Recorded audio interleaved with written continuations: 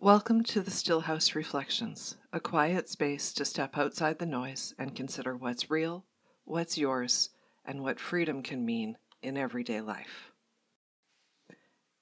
Hey folks, it's Della. Welcome to the Stillhouse Reflections. I'm glad to have you today. So let's talk about the idea that stillness doesn't mean stuck. Stillness, sometimes thought of as procrastination, avoidance, doesn't necessarily mean there's a problem. It doesn't necessarily mean you're doing anything wrong. Stillness offers a quiet place for reflection, for contemplation, for rest as a natural part of your life. Everybody needs to rest. You don't have to be busy all the time.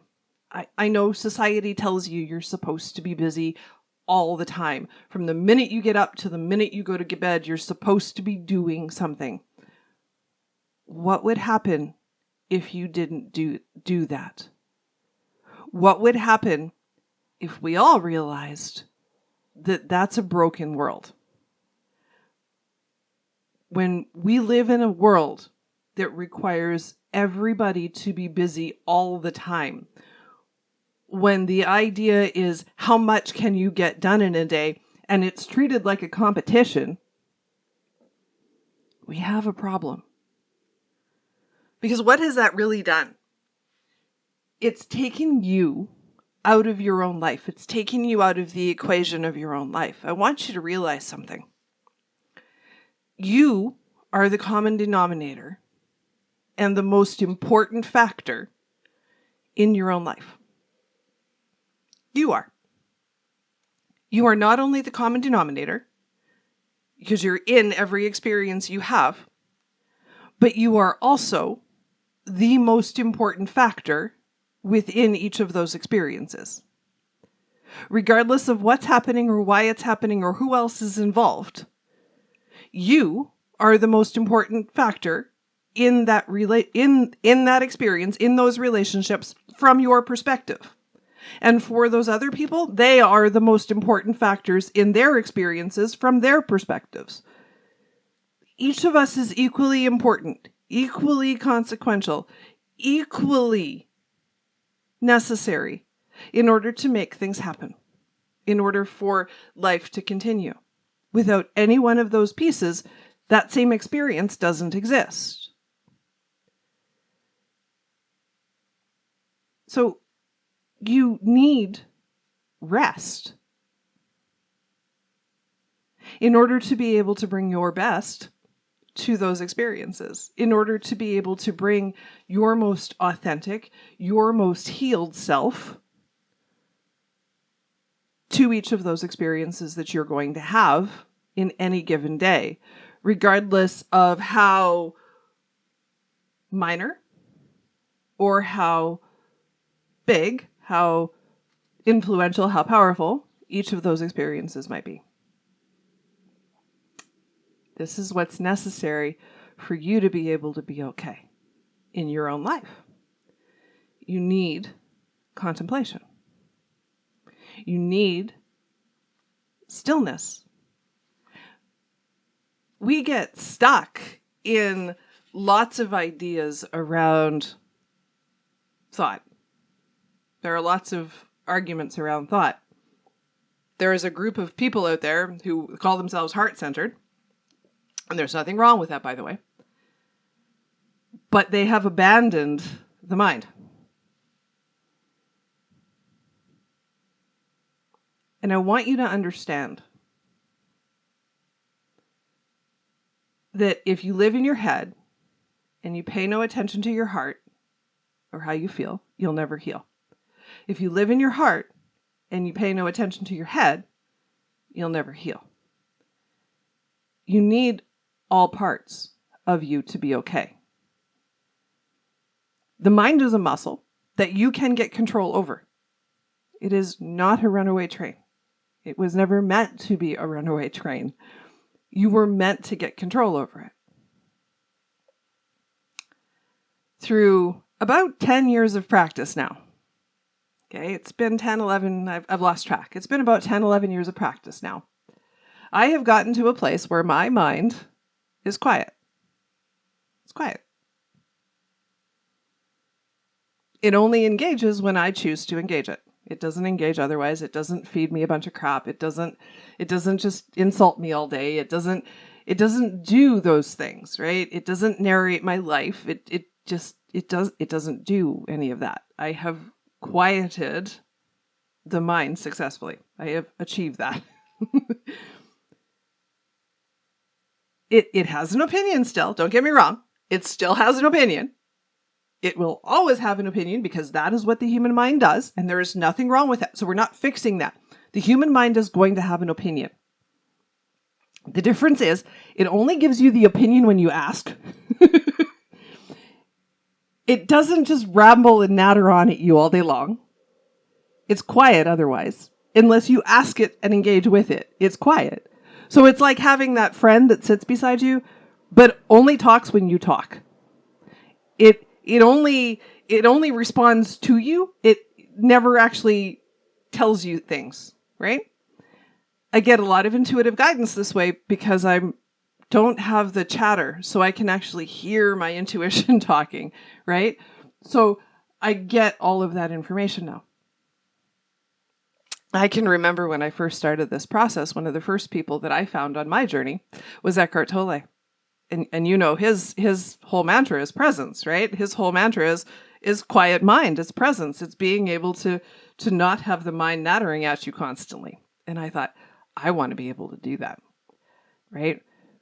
My dream, my original goal was sort of to be the female version of Eckhart Tolle, to be somebody that could be present, to be somebody that didn't have to have the nattering mind. And I thought, and to be a writer and that kind of thing. And I thought, I can do that.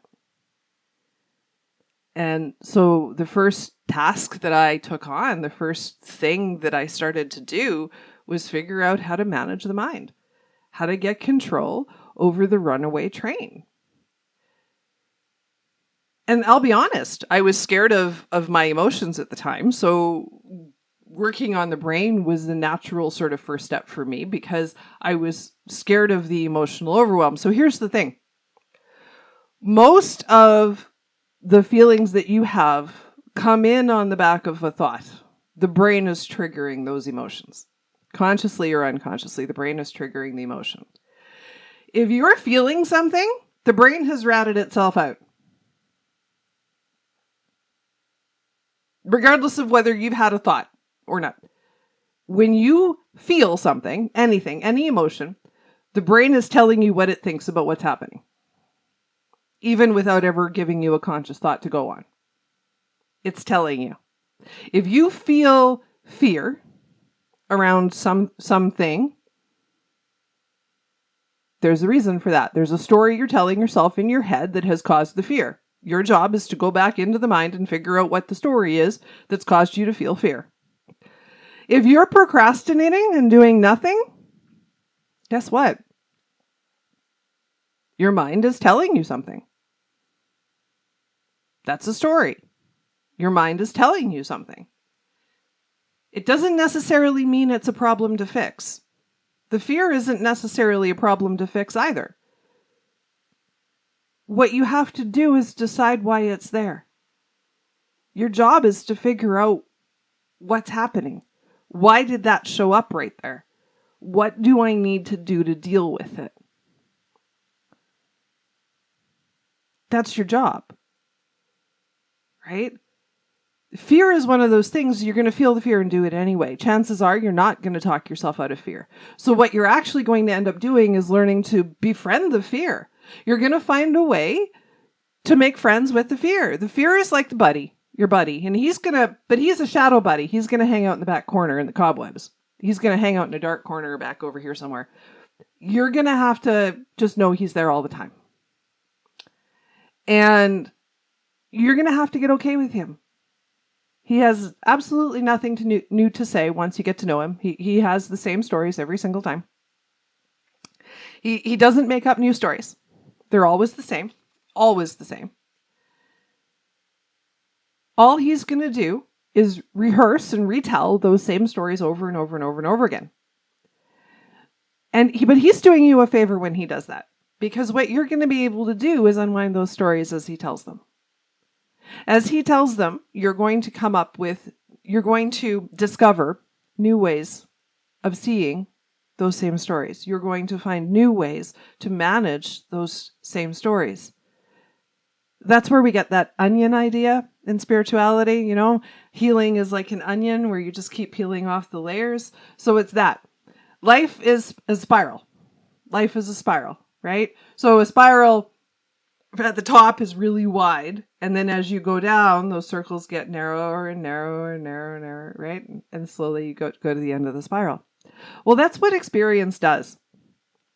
So before you kind of awaken, before you start to have some self-awareness, before you start to pay attention to yourself, you're living in that wide spiral. Life is happening. You might see some connection to things, but you don't really have a great view. Things are just kind of there, right? You're not really paying attention. You're not realizing that you're dead center in that spiral. Things are just happening around you. Everything is just spinning around you, and that's it, right? As you get some self-awareness, you start to see the story entwined in that spiral. You start to see the internal narratives playing out. You start to notice where the fear is. You start to see where the pain is. And what happens every time I get to here in the spiral, this happens, right? You start to be able to really pay attention to that. That self-awareness allows you to pay attention to the pattern, so that as you're moving around in the spiral, it's like a circular path, and you start seeing the same trees over and over and over again. You start to recognize, oh, I've seen that rock before. You can begin to understand why those things are there. And as you begin to understand why those things are there, you can begin to decide how to respond to them, instead of just letting them naturally cause you a problem, right? So there's a branch in your path, right? And when you're not paying attention, when you have no self-awareness, you just go face first right over that branch, right? You just trip over air. You just go straight face first right over that branch. But when you're self-aware, you see the branch coming from a half a mile away, and you're able to say, I don't need to trip over that this time. And not only do you not have to trip over it, but you can figure out how to get it out of your way. But here's the trick. You're probably going to move that same branch half a dozen times before it finally stays out of the way. It's going to keep crawling its way back in there until you finally get it solved. And then the branch will leave and not be in your way anymore. Self-awareness is that spiral. So at some point in your journey of self-awareness, you came to a point with a sign that said procrastinate. And you stopped. You stopped. Because procrastinate meant wait. It meant sit. It meant stay here. And so your job is to stay there. And understand what you're looking at, what's there, why it's there, and what your job is from where you are. So what you want to look at is even if you're not having conscious thoughts, what you want to look at is, how do I feel? Okay. Now, we're not jumping in the hot tub of pain here. Okay. I don't deep dive in the pain. All right. We don't do that around here. We understand why the pain is there, and we let it flow freely and unencumbered. We don't tell stories about it. We don't do anything. We just let it be there. We don't deep dive. And if we're going to go for a swim in the pain, then we're going to bring a map and we're going to make sure we can get back out again. Because you're not going to set up camp there. We don't live in the hot tub. We don't live in the hot tub. Okay? So you're not setting up camp there. You're going to get in there, get what you need, go find the coins on the bottom of the pool, go dig the key up from the bottom of the hot tub, and then you're getting out. That's it. That's what you're doing. That's all you're doing. Okay? From that space, once you get the little treasures out of the hot tub that you needed, you're going to figure out what those are and why you need them. Every experience you have, no matter how positive or negative you perceive it to be, is going to give you a tool. Every single experience is going to give you something. Every single experience is going to show you something. And contrary to popular belief, it is not going to show you that you are a victim. It is not going to show you that you are a horrible human being. It is not going to show you that you screwed up. It is not going to show you how bad you are. It is not going to show you any of those things. It is going to show you the story you're telling that causes you to do or say the things that you're doing or saying. That's what it's going to do. If you tell yourself a story about how awful you are, that's a you problem. That's you doing that to yourself, not the experience. That's you. You added that in there. And you can take that back out again because it's not true.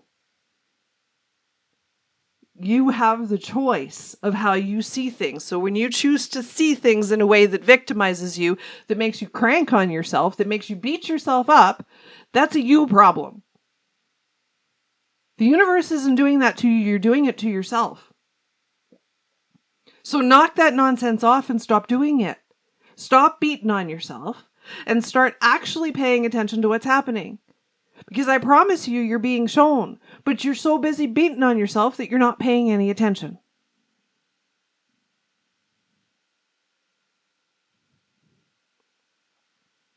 When you're asked to slow down, what you're being asked to do is figure out what's really going on. And what's really going on isn't that the world is trying to sabotage you. It isn't that somebody's out to get you. It isn't that you're a horrible human. It's none of that stuff.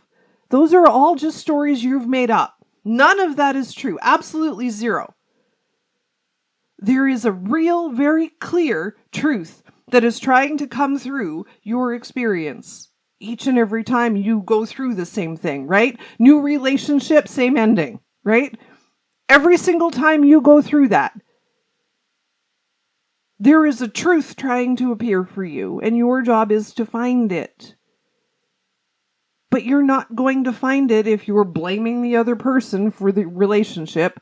If you're busy telling stories about how there's no good ones left, if you're having those conversations with yourself, you're not getting anywhere. That's the spiral. You're just going to keep going around. Your job is to find the truth in that without the stories, which is why it's so important that you quiet the mind. The feelings are going to tell you what the mind is doing. When you feel that pain, is it self-imposed? Did you create the pain? And the truth is, you probably did. You probably did create the pain. Why did you create the pain? What's the story you're telling yourself? And how do you change it? That is Healing 101. From a place of procrastination, that's what you do. You don't have to worry about the ego getting in there. You can recognize the ego. You know what it sounds like. Because the ego is going to sound like it's either their fault I feel this way or it's my fault I feel this way. And either way, that's a problem. So the ego is going to make what you find a problem. That's how you know it's the ego. Don't make it a problem to solve. Make it something to understand. Pain is not a problem to solve. It's something to be understood. Pain is not a problem to solve.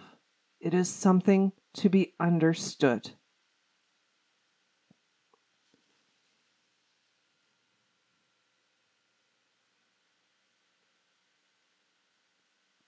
Okay? So, from that place of stillness of procrastination or contemplation, you can then learn to choose how to respond instead of just reacting blindly, instead of just taking on the societal narrative. In our last episode, I talked about the idea that not all weddings were happy and not all funerals were sad. There is a narrative, there is a societal way to perceive, a programmed way to perceive weddings and funerals. You're meant to be happy at weddings and sad at funerals. And if you're not doing that, society tries to make you feel guilty for it. What I want you to understand is that it's always a choice. You can decide how to respond. You do not have to be happy at the wedding and you do not have to be sad at the funeral. It's a choice.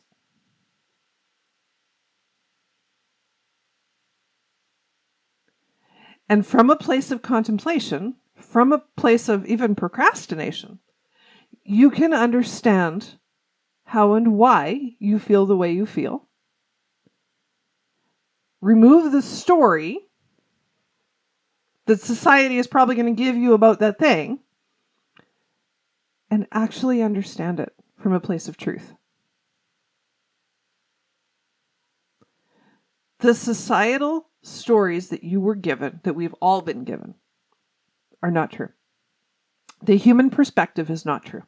99% of the time. The human perspective is simply not true. There are a handful of universal truths.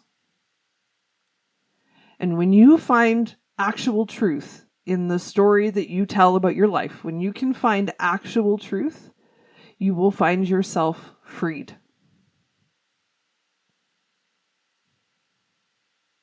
You will find yourself free to live the life you want to live, do the things you want to do.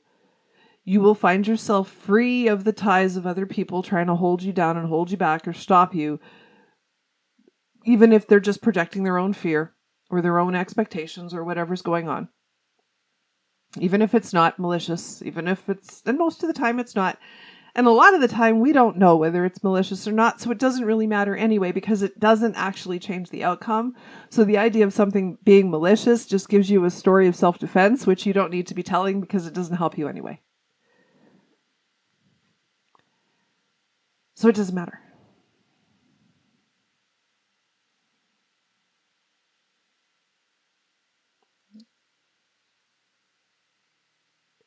We're dropping. What I've learned to do is drop the majority of the stories that life tells. I don't make up reasons for things anymore. I just try to understand myself within it. So I look at my reaction or response and I say, where'd that come from?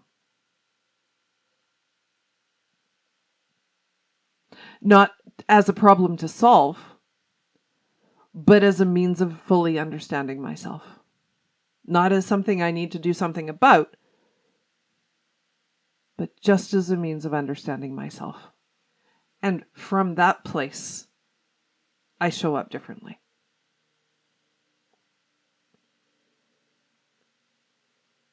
And I want to be really clear here that this journey is not about perfection. We're not trying to be fully healed. We're not, there's no 5D. I'm sorry. 5D is a perspective. It's a way of seeing the world. But most people are still stuck in the stories of blame, shame, guilt, and victimization, so they're not truly there.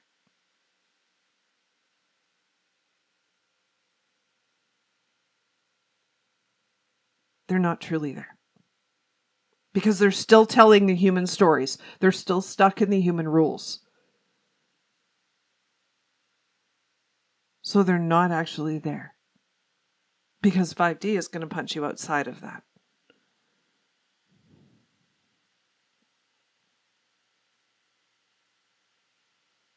It's a very, very different way of seeing the world.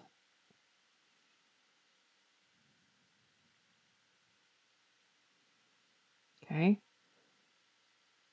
So what we're doing is we're using procrastination and contemplation as a means of self-understanding.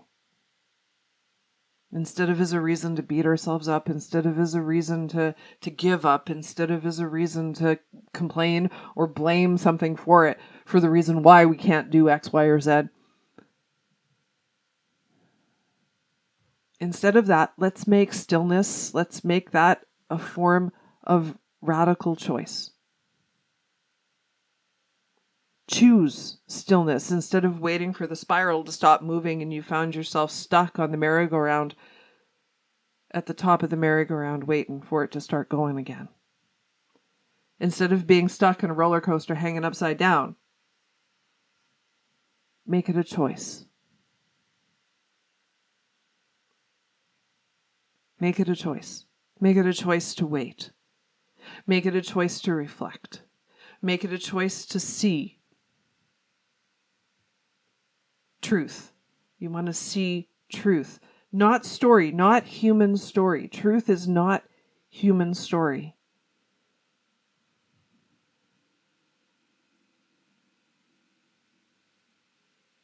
And when you work through that and when you find it, when you start to see that more clearly, and as you keep peeling back that onion and you get deeper and deeper into that spiral,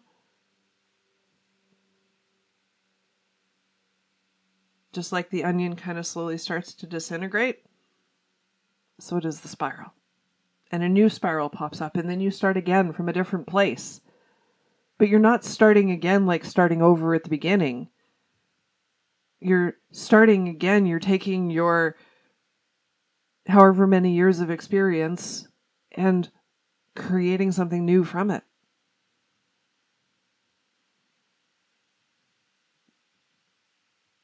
That's what you want to be doing.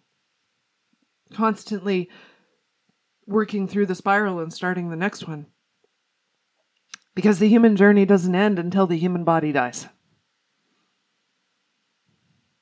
And your healing path won't end until your human body dies. And then your soul will take that learning, all of those things that you discovered and did in your lifetime, and bring it into a new body and start again. And I promise you that the soul has its own spiral. The soul goes through its own journey. The soul takes things and uses them in new ways, in new bodies. Because that's how the soul works. All right. I am going to leave it there. I do hope that was helpful for you. Thank you so much for listening and watching today. And I will talk to you on the next one. Bye for now. Thanks for spending this time with me.